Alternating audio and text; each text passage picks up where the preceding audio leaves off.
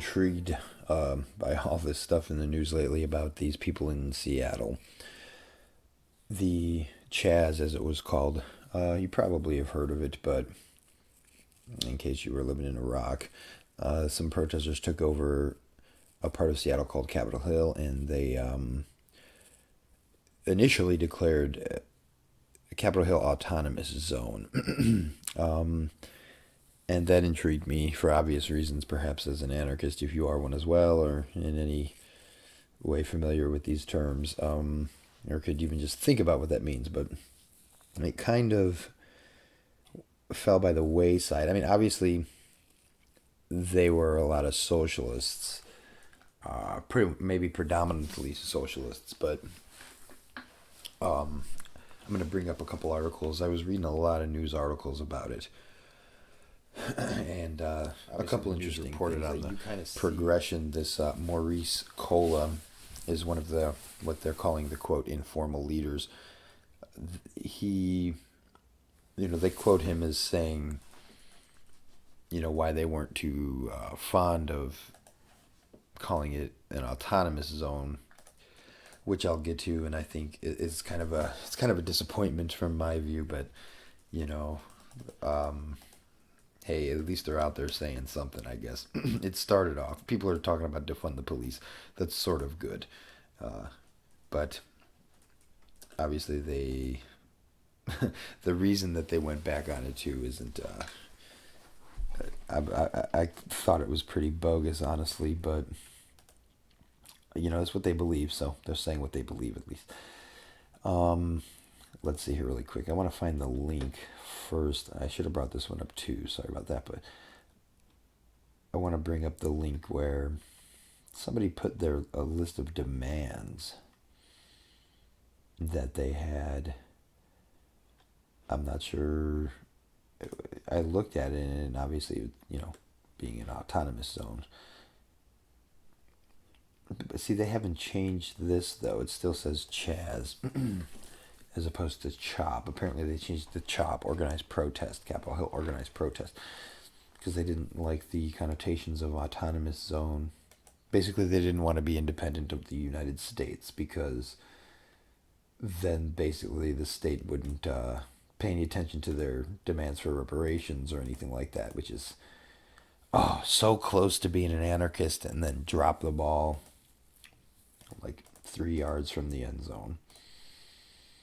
Sort of. Maybe not. Maybe they weren't that close. But a lot of this, if I could find it, there we go, demands. A lot of this would be legitimate from an anarchist perspective, no doubt. I'm just going to go through them, I guess, and the first couple are kind of long, and then I guess give some thoughts. I mean, I went through this before, but... So, justice system demands. Seattle Police Department and attached court system are beyond reform. We do not request reform. We demand abolition. I mean, okay, so the very first sentence of the actual demands, yeah, that's a pretty, I would say, legitimate anarchist statement. We demand that the Seattle Council and Mayor defund and abolish Seattle Police Department and attached criminal justice apparatus. This means 100% of funding, and et cetera, et cetera. So at least they understand what that means. Not like the other articles, like, what does defund the police mean?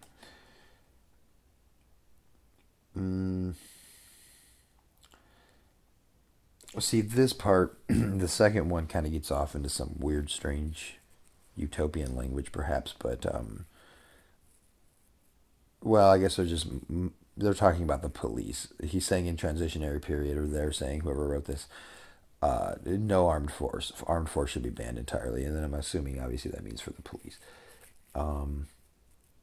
Which, obviously, initiation of force should be, quote, banned at all times anyway, but, anyway, so... but not defensive force. We demand an end to the school-to-prison pipeline and the abolition of youth jails. I mean, sure. I mean, I guess I could get on board with that. Maybe, yeah, definitely the current institution of this whole thing is pretty much trash. So, and I'm not sure exactly when it's justified to put a youth in a cage. Well, let's see. I mean, I guess it.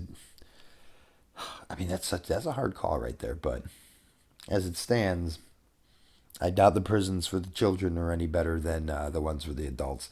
Might not be as violent, but I don't know. But I would think maybe, full grown people would have more capacity for violence, even if it's just their physical capability. So maybe that would lead to more gruesome things than in the youth jails. But obviously, the way the institution works itself is the problem. Abolition of jail, obviously, school. I don't know what this means. End of school to prison pipeline. Not really sure what they're referencing there. I mean, honestly, I think there's statistics that show that people who the correlation between government school and being obedient to the laws is pretty significant, actually. I'll have to be intrigued and try to look that statistic up at some point soon. But get kids out of prison, get cops out of schools, new youth prison be repurposed. The city, we demand that not the city government nor the state government, but that the federal government launch a full-scale investigation into past and current cases of police brutality in Seattle and Washington, as well as the reopening of all closed cases reported to the Office of Police Accountability. Obviously not an anarchist request. Yeah, so we've already drifted out of that. But then, they come back to it. Let's see here. Reparations for victims of police brutality in a form to be determined. I mean, that's a pretty standard demand anyway. You wouldn't necessarily have to be an anarchist to make that, but sure, that makes sense. City of Seattle make the names of officers involved in police brutality a matter of public record. Sure. I mean, they might be already. I'm pretty sure that might be, especially if they were ever convicted of anything. We demand a retrial of all people of color currently serving a prison sentence for violent crime by a jury of their peers in the community. I'm kind of on board with that. That is actually, I read that before and I realized that was actually, I don't know if they deliberately took it, most likely, I suppose, but that was from the Black Panthers platform. And I mean, I can't see why an anarchist would, on the face of it, disagree with that, because it kind of flows with the logic of, we want our own private adjudication systems. We never signed up for the state. State was forced on us through, force and propaganda. And we've realized this. I don't know, by a jury of their peers in their community, I don't know who the judge is going to be, is the thing. That's an important part of it, kind of. I would say, unless they just want a straight jury, not just the jury is the judge. I mean, I don't know, maybe it's kind of an interesting concept. I wonder if anybody's written about that, and maybe it could be tyrannical. Let's see. I mean, maybe not necessarily any more so than, if they were all legal scholars, you would hope either way, judge or juries. At this point, obviously, the juries are not legal scholars. Most people aren't, and that's what the jury is. But, in the general sense, it makes sense to have a, quote, jury of your peers. But that demand, I'm basically okay with that. I don't see why, especially nonviolent people, or serving a sentence for violent crime. Okay, actually, so, I mean, sure, it doesn't even really matter what crime they're in there for, honestly. We didn't sign up for the state. What are the chances? Obviously, this is coming from a view of that they were wrongly incarcerated due to racism, most likely, which is fine if that's what their rationale is. It really doesn't matter. The logic, I think, is still pretty legitimate. I mean, but we have to have alternative institutions. I mean, how can the state just immediately retry or go about even doing this? Because who's going to be the judge and who's going to run it? Who's going to run it? The jury of their peers. These guys, are they do they mean to have a new trial? Who's going to decide who the jury of their peers are? Is it still going to be the state doing it, or whoever's doing it in whichever court they're doing it in? So federal, maybe they demanded the federal investigate other stuff. So Demand decriminalization of the acts of protest, amnesty for protesters generally, specifically those involved in what has been termed George Floyd rebellion. I'm not sure. I mean, I haven't seen anybody in the media call it that. They must have called it that. Maybe it's out there. I should Google that. I'll be on a watch list. Against a terrorist cell that previously occupied this area known as the Seattle Police Department. I remember this piqued my interest too because, I mean, that's a pretty anarchist statement. The terrorist cell that previously occupied this area known as the Seattle Police Department. I mean, I'm with you on that one. The state is fundamentally a gang of thugs, a gang of terrorists. And though this is a municipality, it's all fundamentally the same concept. This includes the immediate release of all protesters currently being held in prison after the arrests made at 11th and Pine on Sunday night. Okay. We demand the city of Seattle and state government release any prisoner currently serving time for a marijuana-related offense and expunge the related conviction. Obviously, there's no such thing as an anarchist who doesn't agree with that. I would say maybe at a practical level. No, I can't. No, I just meant logistically. But that wouldn't even make any sense either. I personally can't even believe that I said that. I would think that somebody out there could maybe even have that disagreement. No, I can't. I mean, that's completely legitimate. I mean, so see, a lot of this stuff, I mean, it could have said all drug-related offenses. That would the only thing that would have pushed it even further. But, so maybe that's kind of what it should have been. So, again, maybe not entirely understanding fully what liberty is. Marijuana-related offense. I mean, drug-related. That's all you had to say. The city of Seattle and state government release any prisoner currently serving time just for resisting arrest if there are no other charges, and that be expunged, obviously. That prisoners currently serving time be given the full and unrestricted right to vote. I mean, I'm not necessarily opposed to that.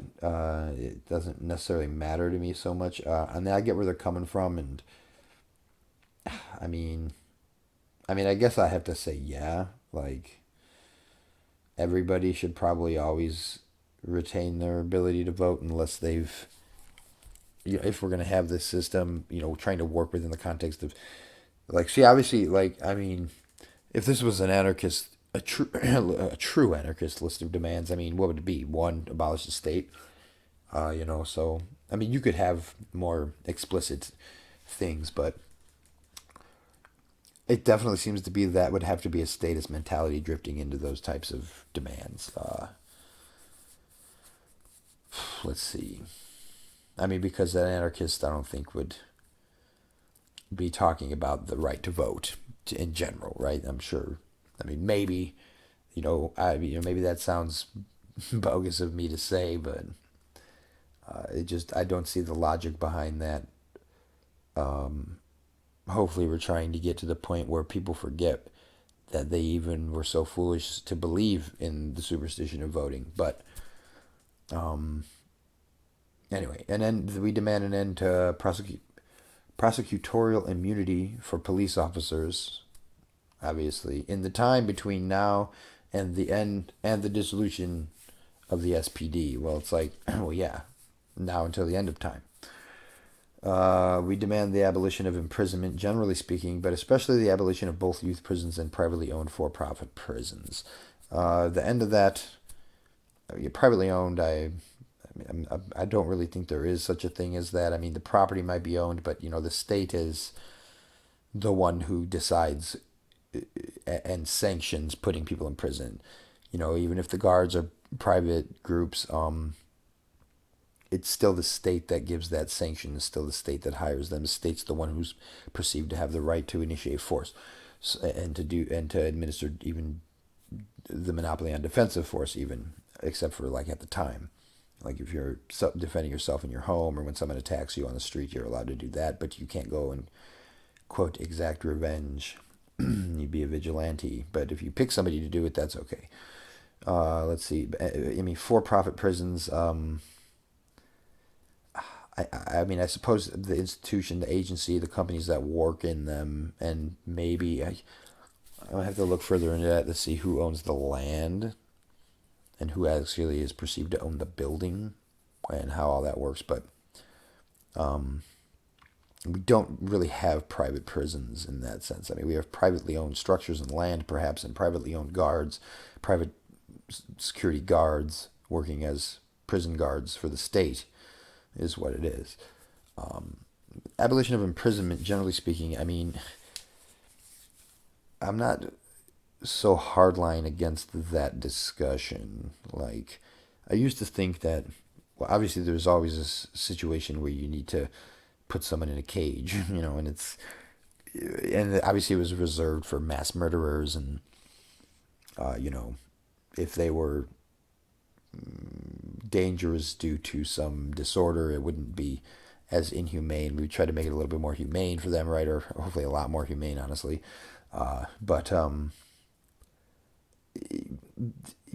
the justice system, imprisonment is largely like a punitive thing, right? It's mainly just a punitive thing. And it's not really like truly reformative, and it's not restorative. So I think there should be less focus on imprisonment and more focus on rehabilitation and restoration of the victim through other means. The example of early Irish law had some interesting points in there, how they did it.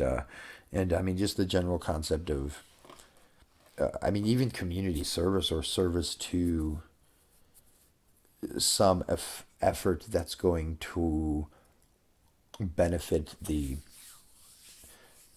victims or the next of kin and so on, right?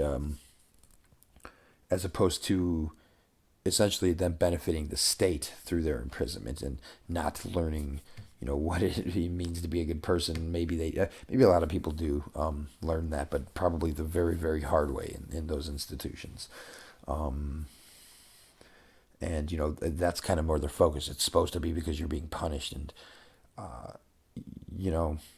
depending on the crimes and how often they commit them, it's a very inhumane way of looking at justice. So I guess, generally speaking, yeah, I'm kind of with you. We should try to drift away from that type of justice system, but there still might be, the most heinous of criminals, who continually commit aggression and violence against others, what are you eventually going to do with them? They hopefully, we'd have to come up with some other means to where they're so ostracized that the only place they can show their face are like wherever all of these types of people have been forced through this ostracism system. So that's an interesting one. But, all at once, but especially of both youth prison and privately owned. The state's not going to do this, obviously. This is a small group of, the state's not going to really do any of this except for the ones that play into state power potentially. But, we demand this, we demand that. Unfortunately, well, perhaps fortunately, these people, depending on what they would do, these people don't have the means to inflict their demands or impose their demands on anyone, most especially not the United States government. It's just not going to happen that way, though. There might be some point where we hit critical mass and, things start crumbling, but it's not just going to be this all at one thing. It might look like that, but it's been building up, and it has been. But I'm not quite sure we're there yet. I don't think the prison system's going to collapse yet, unfortunately. Right, in general, I would love for the state prison complex to collapse, but anyway, in replacement of the current justice system, the creation of transformative accountability programs as a replacement for imprisonment. Okay. Well, yeah, definitely. That's the direction that I think we should go as well. We demand autonomy be given to the people to create localized anti-crime systems. Okay. I don't see how they could be, if we could get into more detail about what they mean about that and how they think those things would work. There might be disagreements, but on the face of it, that seems fine. when they say this, the people, though, I mean, if they're not just using it rhetorically because they know that's what people say, and you know, that might indicate a somewhat of a difference of view here. Could just be given to people, but they are using that abstraction, the people, that particular abstraction. Um, so, which is usually like manifested through some form of government in people's minds, right? Like the government is the people voice their views and impose their will is really what it is through government, but whatever they might imagine it, you know, manage their affairs or whatever they might say. We demand that the Seattle Police Department, between now and the time of its abolition in the near future, empty its lost and found and return property owned by denizens of the city. Don't know what that means. Lost and found is in quotes. Maybe they mean what they've taken and hold in property or in evidence or something. So, I mean, this has been okay. The economic demands, I'm going a lot longer than I wanted to on all of this, but so I'm going to skip ahead to the economic demands where definitely big disagreements from an anarchist perspective, what I consider my anarchist perspective anyway. We demand the de-gentrification of Seattle. I'm not sure how you would go about that through government, starting with rent control. Oh, yeah, there you go.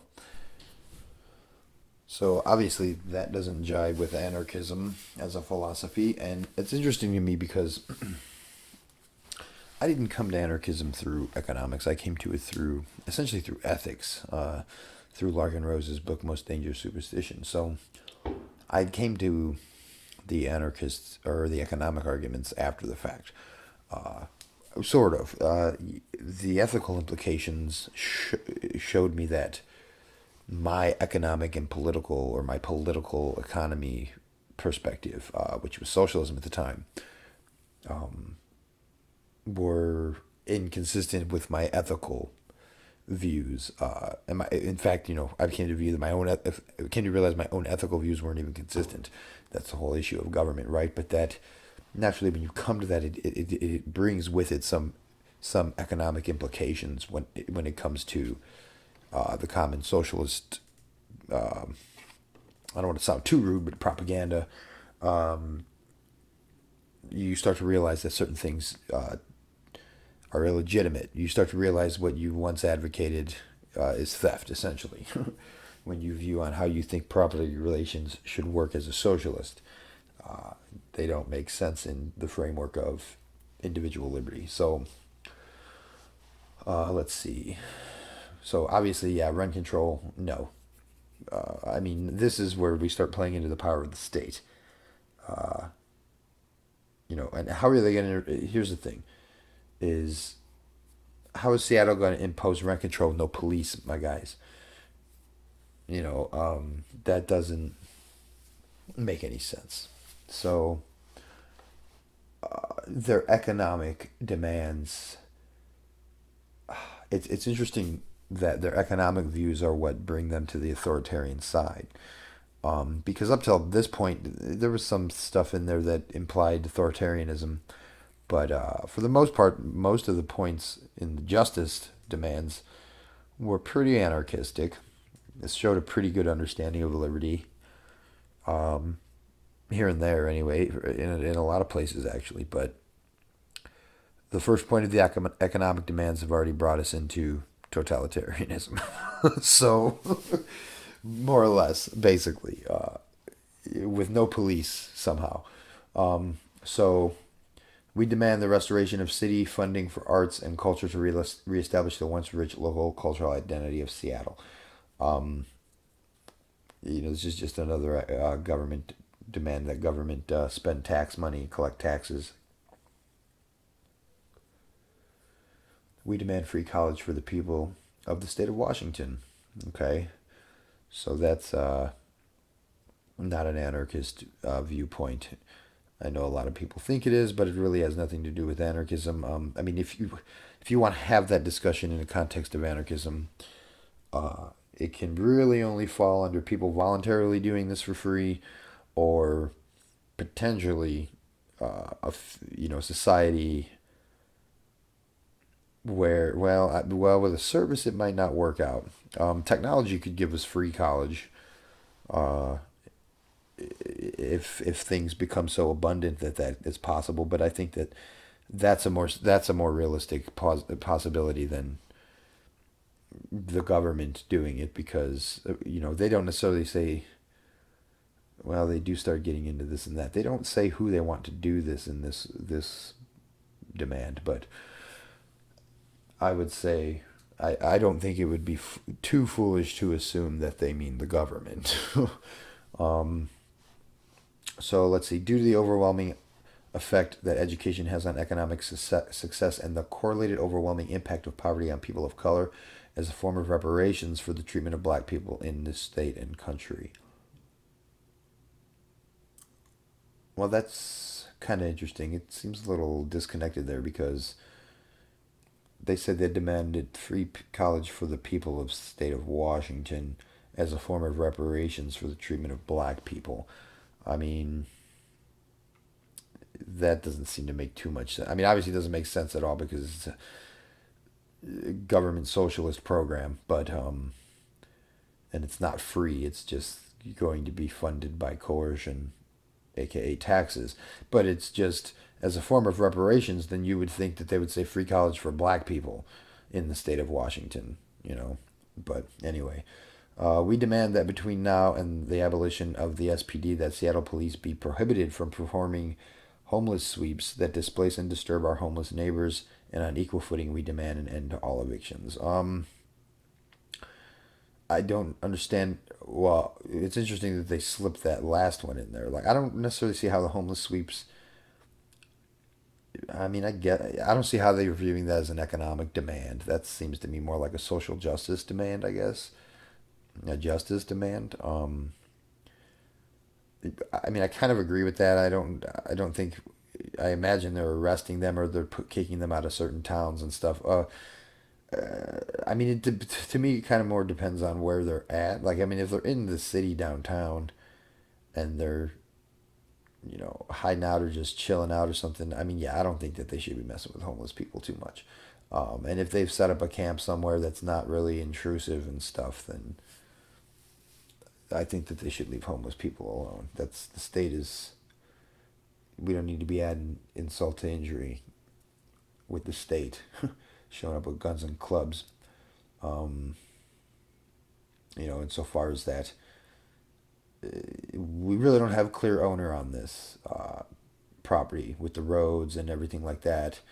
A clear owner, that is. We have a theoretical rightful owner. Some people might say the taxpayers. Some people might get into the whole public space and stuff like that, which I think has definitely credibility. Public space, but this could still be managed by private groups, whoever that might be. They're just and if they decided that they're going to allow homeless people in there, then that's, I guess, what they decided. But uh, it, it's just it's interesting. That's an interesting thought to me regarding property and stuff. But because we don't have necessarily a clear cut owner at this point, I don't think that the state should be meddling in stuff like that. Um, because it definitely ain't the state, and I don't like what they do. So how do you think they're going to handle the homeless problem? They only got one answer: it's violence.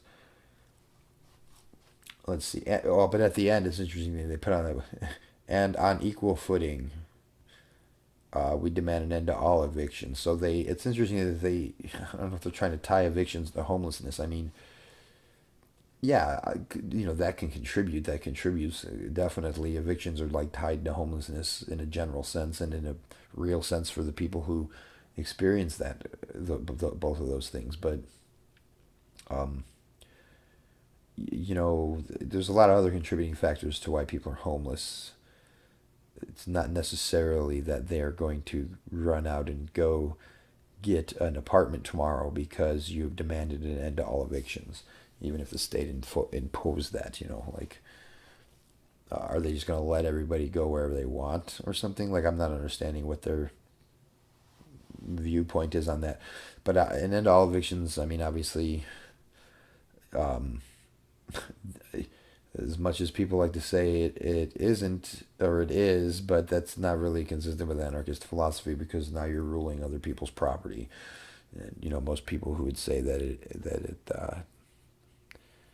is that landlord is illegitimate property relationship. So, uh, I mean, to a certain extent, I could agree if we mean literally landlord. Like, I don't think people just own land because they said so. There has to be some productive labor done to it, or really just any labor. Depends on who values what to call it productive. But we demand a decentralized election process to give the citizens of Seattle a greater ability to select candidates for public office, such that we are not forced to choose at the poll between equally undesirable options.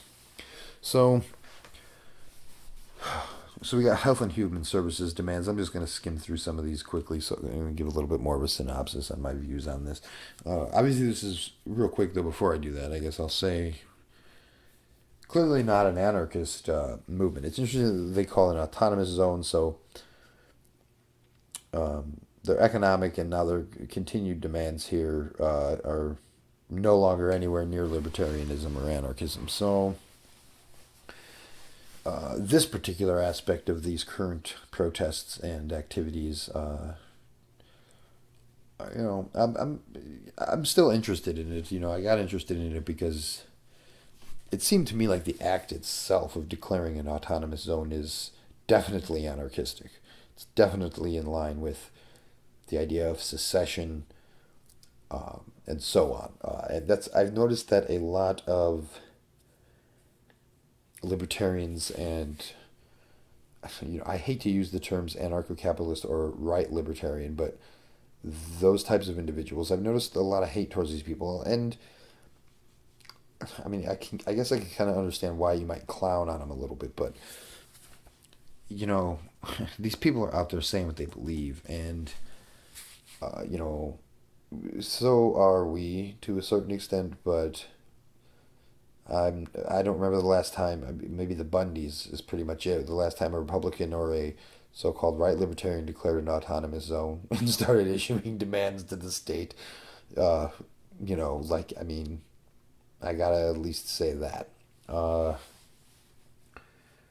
so even though that they're clearly authoritarians and they're not anarchists, they do have a couple bits where they understand liberty as far as these demands go, anyway.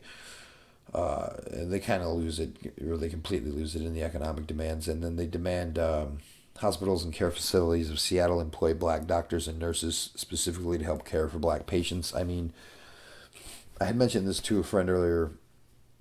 I mean, to me, that's just a strange demand to me, because it seems that like that's just not how this works. It's not. It's not. What if there are no black doctors who want to work at those hospitals right now, or they might say that's outlandish, and yeah, it might be. There may be. I'm not sure. I'd have to look at the numbers on how common black doctors are in that area, and so on and so forth, or in the United States even, and like what the pay of these hospitals are, and what the average salary or the salary of these individual black doctors in other places would be. I mean, how are they going to get this? I mean, yeah, they could generally issue that statement. We're looking for black doctors and nurses specifically to care for black patients. But that doesn't mean that's going to happen. You know, it implies two parties there, both the doctor and the hospital.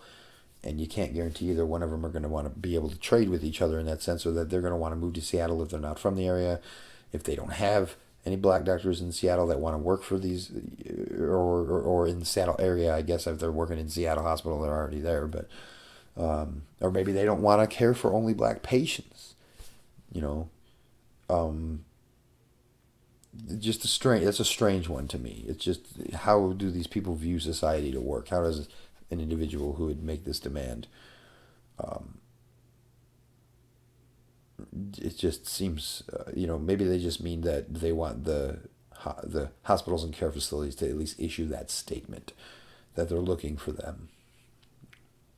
Uh, We demand the people of Seattle seek out and proudly support black-owned businesses. Your money is our power and sustainability. That's an interesting statement at the end there. Um, we demand the people of Seattle seek out and probably support black-owned businesses. I mean, now it's, I'm not against the sentiment. I'm not against Black Lives Matter. I'm not against the cause of against or the calling out of racial injustices. But I mean that right there, just I mean, it's hard for me to support issuing the people of Seattle demands at all, really. So that's a bit strange to me. We demand that you back our cause, basically. There's another group of people that basically do that, and they got a lot more guns than these guys. We demand that the city create an entirely separate system staffed by mental health experts to respond to 911 calls pertaining to mental health crises. I suppose that's a fine demand in the context of we've already established that these people believe in government and they want the government to exist and continue doing things and reform how it allegedly serves the people. So, it makes more sense to do stuff like that than send armed goons. At least a bunch of them. If you send, there's going to be situations I'm sure where mental health experts will need to be escorted by armed personnel, regardless. I mean, depending on what's going on. But the armed personnel shouldn't be the first response. Definitely, they really shouldn't. Depending on certain situations, it shouldn't even be the response at all. But there definitely is a place for armed personnel on mental health calls potentially. Anyway, let's see. Insist that all involved in such a program be put through thorough, rigorous training in conflict de-escalation. Well, sure, absolutely, that goes without saying. My thing is that we need private alternatives to that. Private social alternatives, if you want to call them that. I've noticed that's gone over a lot more than me just saying private, which is like a dirty word to a lot of people. But, if you need a mental health professional, you need to call a mental health professional, not the guy who forces you to pay for war, right? You don't need to call the government. You might feel that need if they monopolize the service and they're the only ones providing something like that. But right here, this shows that there's an entire market, an entire world potentially of people out there who can, in this industry, in the healthcare industry, in mental health, and security even, these two industries kind of come together in that sense because, like I said, there's situations where armed personnel might be needed, but what we need now are like mental health first responders, and the market can provide that. And it should, if you're going to say somebody should, it should be the market, not the state. I don't understand why people think that the government will be any more efficient or better equipped to provide these services as opposed to the so-called protection they allege that they provide us, or anything else. I mean, any government program you pick, I mean, or at least I would say that ask anybody on the street, do they think, do they, unless there's some incredible zealot, they probably, I would think they probably think that the government programs that they want to succeed aren't, they probably have the majority of government as a failure, as opposed to maybe a couple things that they think the government does well, right? So, but I don't understand why people always, well, I do kind of understand why, but it seems people always have this idea, right, that the things that I want government to do, it will be able to do efficiently, but it obviously sucks so much right now at doing these things that it says it does that we need to reform it, or maybe it's a ethical call for reform, which actually this probably mostly is. I guess it would be more like the minarchists and stuff like that who have the economic blind spot with efficiency and stuff. So we're into education system demands. We demand that the history of Black and Native Americans be given a significantly greater focus in the Washington state education curriculum. I mean, again, insofar as they believe in government, I don't really see anything wrong with that. Um, we demand that thorough anti-bias training become a legal requirement for all jobs in the education system, as well as in the medical profession and in mass media. Um, well, obviously, I disagree with legal requirement, but the sentiment behind that I'm not necessarily opposed to. But that's what you would make as a demand as a consumer in a free and market society. Uh, you would not patronize establishments that did not do that, right? If you felt that strongly about it. And if you could convince enough other people that that's a right thing to do, which, I mean, I think, I don't know the numbers on this. I mean, I'm sure there's plenty of racists out there, but in a market, that's how that would work, right? If you were able to get that idea picking up steam, which I think is a pretty popular idea. So the last one is we demand the city of Seattle and state of Washington remove any and all monuments dedicated to historical figures of the Confederacy, whose treasonous attempts to build an America with slavery as a permanent fixture were an affront to the human race. I mean, there really shouldn't be any state idols. I mean, maybe a couple people were okay. Um, Obviously not Lenin or Stalin. Uh, I did. That's neither here nor there. I mean, whatever. I don't care about state statues. Sure, get rid of all state statues. Confederacy, yada yada yada. They tie it solely to slavery, which I think is a little bit lazy of them. But I don't know about their word treason. It's interesting, but again, they're not anarchists. So, I mean, yeah, slavery is definitely an affront to the human race. So I don't necessarily care if you're taking down slave owning statues, even if it's Washington and all of them. I saw that on the news too. So yeah, speaking of the news, with this, I'm gonna get into some of these other articles about why they changed their name and a couple other things. But I did want to mention that I thought about it. I saw a little bit of that in the news. I can't remember who it was. I'm gonna have to look it up again. But somebody was saying George Washington was a slave owner. We need to take that statue down, and it was a Tucker Carlson clip. I'll link it in the description when I'm done here. And obviously Tucker Carlson was totally against this, and we shouldn't destroy our common culture and stuff. And it's like, I mean, it was a black woman, I'm pretty sure, that was speaking on there. So that was kind of, I mean, I'm white, obviously, and I can see how that's a clear kind of insult. Like, I don't think Washington was part of her culture, her bloodline's culture, her ancestors and that. Kind of like the anti-culture, the complete. That was the Antichrist, or whatever he was. He was not probably part of their culture, her culture. So, but he's looking at it as American. But uh, I mean, I would say that it cuts a little deeper than that. Because America, you want to take American culture, then right at that time, she really wasn't part of it by law, or by social mores even. So, or social norm or whatever. So it is interesting, that these ideas, because that's another anarchist idea, more or less, is the recognition that all these people are mass murderers, and in this context, slave owners, and yeah, we've got them on our money. It's just little pictures of mass murderers and slave owners floating around the country.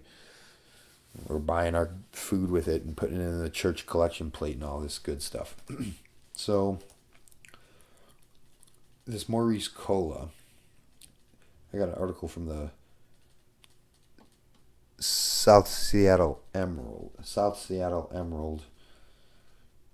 and it's called Capitol Hill Protest or Police-Free Utopia by Elizabeth Turnbull. I'm just trying to find the quote here.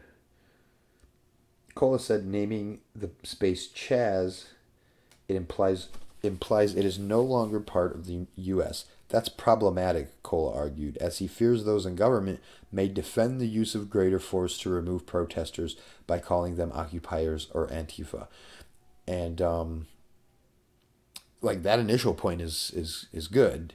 Um, Problematic in the practical sense, not necessarily the ethical sense, of course, from an anarchist point of view, anyway. Um, which this, like I said, based on those demands, and if this individual had anything to do with those, they're not anarchists. They don't really get it, and they don't even claim to be, as far as I could tell. Let's see, but some of them were kind of anarchistic demands. Cola also said that the name poses potential problems in terms of reparations. Quote, at the end of the day, it can't be an autonomous zone if we're still demanding things from the government. That's a great point. Well, in a sense, anyway, if you're still demanding resources from the government, definitely. If you're demanding, well, I mean, the only acceptable resources, I guess, would be restitution. Um, they might say reparations. I mean, I suppose you could demand some of that from the state too if you want to go the slavery route. I personally think that another thing I want to mention is I mean, if we're going to talk about reparations, I'm more on the side of tax cuts or even exemptions, which interestingly I made a post about that, which I'll also link on the 4th, I think it was.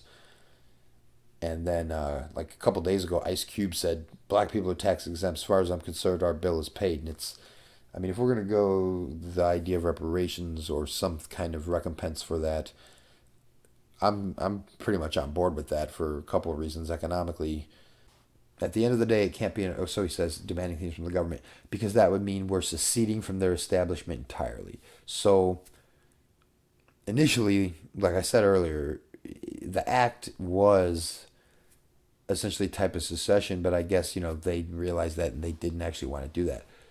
Cola said, none of us have denounced our American citizenship, United States citizenship actually, and we demand that they pay the fee.